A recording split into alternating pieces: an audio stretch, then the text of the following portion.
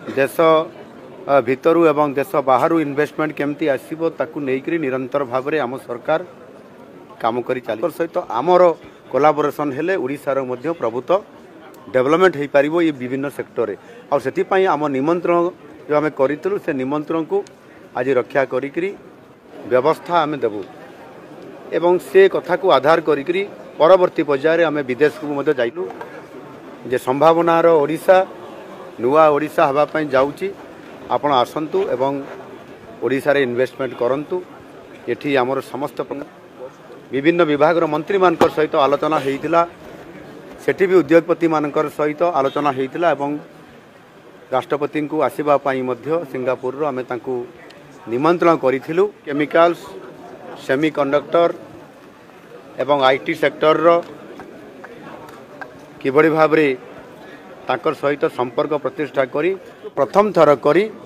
विदेशरू एक स्वतंत्र भाव रे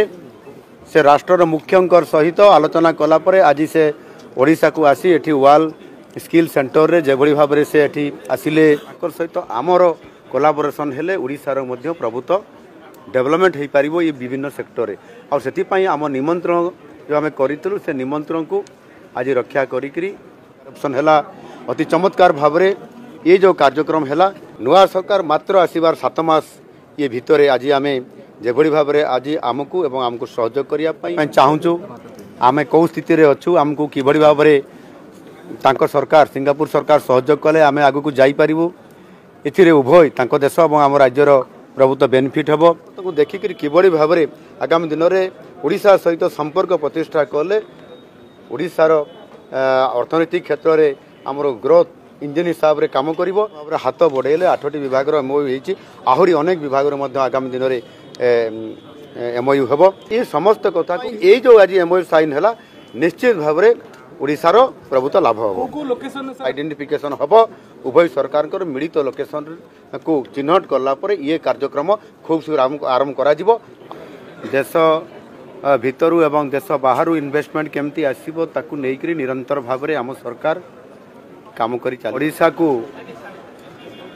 समृद्ध करिबा पई ओडिशा रे इन्वेस्टमेंट किभली भाव में बढ़िबो Odisha make in Odisha conclave 2025 रो जेतेबेले ये कार्यक्रम को आमे त्वरान्वित कलु आमे प्रथम रे भारत वर्षर अनेक उद्योगी शिल्प क्षेत्र रे आईटी क्षेत्र रे एवं ता सहित मध्य केमिकल्स पेट्रोकेमिकल्स रिन्यूएबल एनर्जी ये समस्त को आधार करी दिल्ली रे भारतर आर्थिक